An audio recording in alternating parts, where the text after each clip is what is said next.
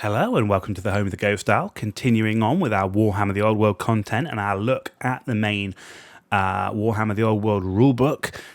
Currently going through the movement phase. We've done 2 parts already.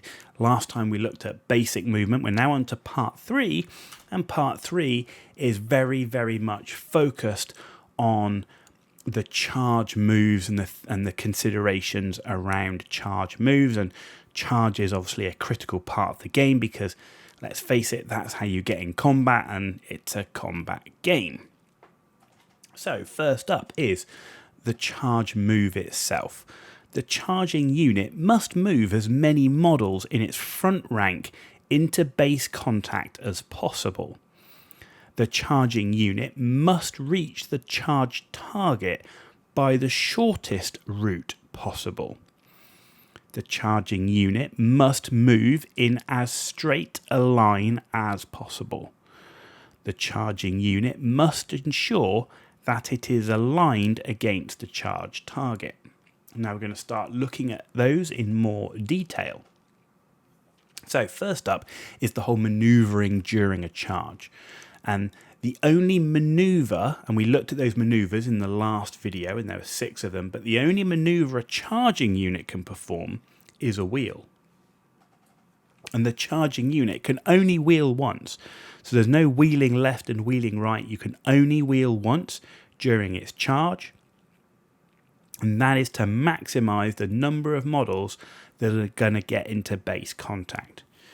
Now, a charging unit does not have to complete its wheel if it would mean a failed charge or would prevent completion of a charge by another unit. And the charge is completed once both units are in base-to-base contact. Now, aligning to the enemy. So you've done your charge move, you've moved, you've wheeled as you've needed, and you're now touching the other unit. However, it is often likely, because you're often not exactly aligned with each other when you're charging, that both units are not fully touching at this point. So you might only have one model in each unit in base-to-base contact. So at this point is where you align to the enemy unit. And this is essentially a second short free wheel. So you're kind of just wheeling the unit just to get every model aligned with that enemy unit and as many models in base contact as possible. Now, you've also got flank and rear charges.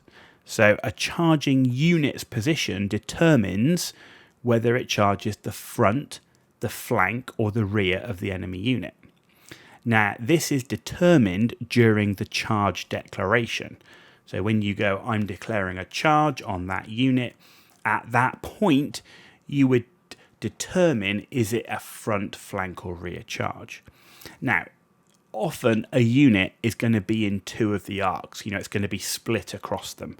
So how do you determine, is it in the front or the flank arc? Well, it's determined by the majority portion of the unit. So if you've got a unit that's 5 models wide, 3 models in the front arc and 2 models in the flank arc, it's a frontal charge.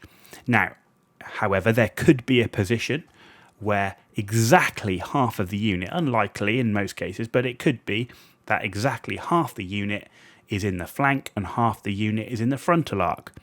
So that at that point, the position remains unclear. In this case, the unit is always considered to be in the least advantageous arc.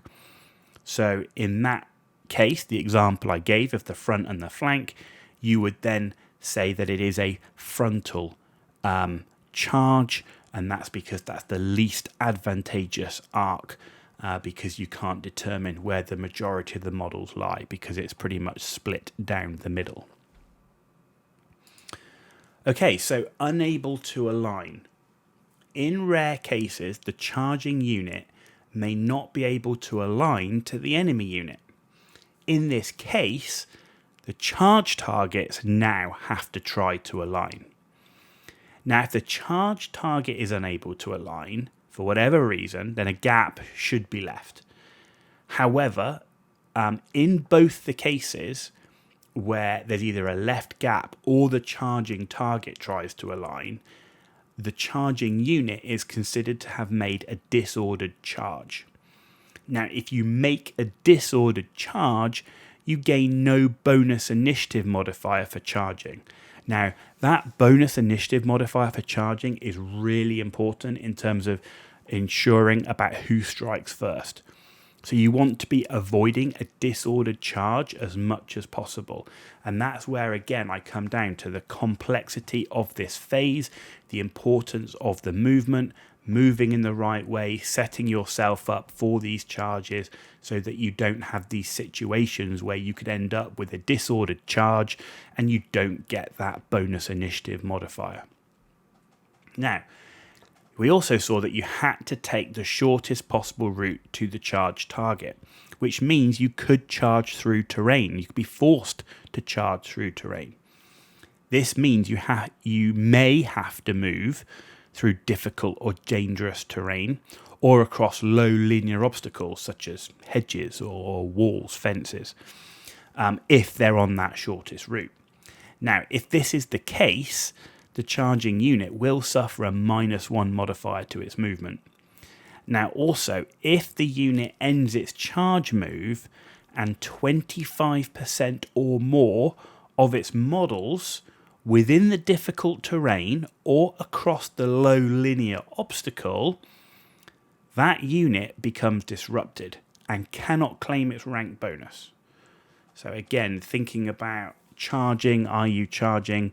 I want to declare a charge. I can't go round that difficult terrain. I'm not allowed to actually go around it because I have to take the shortest route. And then I could end up with my models still in that terrain because of the size of my unit. That could be a real problem. And again, not being able to claim your rank bonus is not a good thing. I think it will be interesting for me to see how much terrain is actually going to be used. One thing that certainly became clear to me playing Warhammer Fantasy Battle, particularly back in the 8th edition, that there weren't huge amounts of terrain, maybe the odd hill, maybe the odd wood on there, maybe even a house or a tower in the middle. But there should be a bit more terrain on the board, I think, in a lot of cases. And it'd be interesting to see, though, are we going to see much terrain on boards? How much terrain will there be? How much difficult, dangerous terrain will there be? Wait and see on that one. Now, you can also charge a fleeing enemy. If a charged unit flees, the charging unit may attempt to run down or redirect its charge. So I declare a charge of my Chaos Knights, as we see on the nice picture here, against some Bretonnian archers. They've decided to run. Now you have the two options. Now, first of all, you could decide that you're going to run down that Bretonnian archer unit and try and kill them. So once the charged target has completed its flee move, the charging unit moves as normal, as in it completes its charge move that it rolled. If the charging unit makes contact with the fleeing unit, it aligns to it, and then the fleeing unit is immediately removed from the battle and is counted as destroyed. The charging unit may attempt to reform by taking a leadership test, which is good because you might want to pivot and face a different direction. And then if the fleeing unit escapes the charging unit, however, it moves its full charge range and does not count as having failed its charge. So this is where the fleeing unit got lucky, it rolled good, and they just moved further away than your charge could catch them. Maybe you were on a long charge as well. So you don't count as failing the charge, you just move your full charge range, and that's it. The important thing to remember there, of course, is you're not getting that reform. So, you could then be left exposed for a flank charge at that point, particularly if you've been baited. However, you do have another option. So you've declared your charge and the enemy unit's decided to run away. You could decide, instead of trying to destroy the running away unit, maybe you've gone for a long charge and the enemy unit's likely to escape you, maybe you decide to redirect your charge. So once the charge target has completed its flee move, the charging unit may attempt to redirect its charge if there is an eligible alternative target. An eligible alternative target can be one that was eligible at the beginning of the phase, i.e. there were two units pretty much next to each other or close to each other that were in range of the charge and in line of sight, or one that has been revealed by the movement of the fleeing unit. So if the unit was in front of another one and it decides to flee through its friendly unit, you could now redirect against the unit that has now been revealed. Now, to redirect the charging unit must first pass a leadership test. Now, if you fail the leadership test, the charging unit must attempt to run down the foe. The target of the redirected charge cannot stand and shoot. So they do get charge reactions, but they do not get to stand and shoot. They may only hold or flee as normal. If the unit decides to flee, then the charge could not be redirected a second time, and you're just unlucky that everything you charge at is running away from you. Maybe that's a good thing. Next up, multiple charging units. So the charging units are considered to move simultaneously. So you've got two units and you're charging the same charge target with both units. Both units must bring the maximum number of models into base contact. When you've got multiple charge targets, we touched on this previously, which is in such cases where a unit is unable to charge its intended target without making contact with another enemy unit, it must declare a charge against them as well, and each enemy unit can declare a charge reaction. The charging unit must attempt to align itself to all the charge units. However, if it's unable to do so, normal alignment rules apply and the charging unit becomes disordered. So charging in a situation where you're charging an enemy unit and you might make contact with other enemy units and it's unavoidable, and then you end up becoming disordered, is really bad. So again, it comes down to this whole thing about, for me, movement this is the critical phase.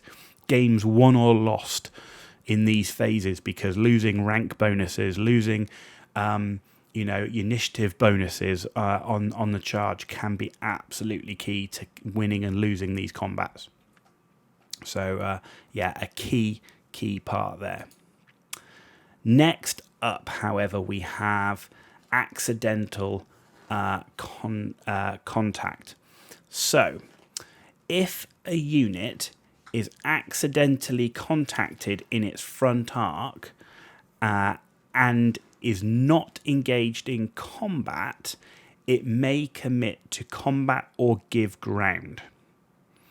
So this is essentially it's accidentally caught in its front, and it could decide to let's fight or let's give a bit of ground.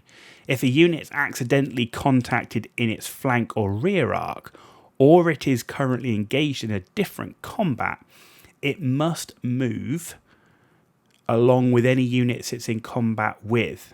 So actually, you move that unit aside by the minimum amount needed to ensure it is 1 inch away from the unit that accidentally contacted it. Okay? So accidental contact can happen when running down a foe.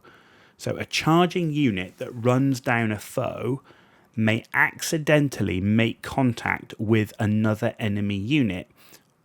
Now, when this happens, the charging unit is considered to have redirected its charge against that unit.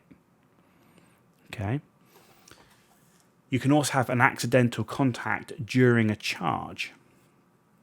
A charging unit may accidentally make contact with an enemy unit. And this whole accidentally contact means you'd come into base-to-base contact with an enemy unit and you haven't done it as the initial charge declaration, just to be clear. So, a charging unit may accidentally make contact with an enemy unit normally if another unit has fled from a charge. The charging unit should still try to make the original charge by wheeling if necessary. So, if you can still make the charge by going around the unit that is now in the way, you must still do so. However, if the charging unit now cannot make the original charge because wheeling around this unit that's now in the way makes it too far, then you've got two choices. You can either halt a charge, which means the charging unit moves forward and it stops 1 inch away now from the unit blocking its path. Right? This is not a failed charge. You can also continue ahead. Right? So that means the fleeing unit blocking its path will be run down and immediately removed from battle. Probably a good choice. And the charge halts where that base contact was made. Now, there could be a case where the unit that's now blocking the path was not fleeing, in which case it counts as a redirected charge. Okay, so that brings us to the end of this part. So charges, as I said, it's a key part of the movement phase. There's a lot there. There's lots of different things to consider. There's how you're charging, ensuring that you're not going to come into contact with other units and be disordered and disrupted. Then you've got all these potentials for accidental contact and everything else. So lots going on there. And say this is the bit that I think for people that are certainly new to rank and flank games, this is the bit to spend the most time learning, practicing, and getting familiar with. It's for me personally, I consider this the critical part of the game, and the bit why I enjoy rank and flank games. It's this whole movement piece and planning the movement. I hope you found this video useful. If you did, give it a thumbs up. If you didn't, give it a thumbs down. Let me know why in the comments down below. And as always, if you want to see more content, then please hit that subscribe button. It's free for you to do, and it means a lot for me, so I appreciate that. Thank you in advance. And there is more content to come. We've got one more part to the movement phase as we continue our look through the main Warhammer The Old World rulebook, and then we'll be following up with faction focuses and the like then, including both core and legacy factions. Thank you all for watching. You've been watching The Ghost Owl, and I'll see you all very, very soon.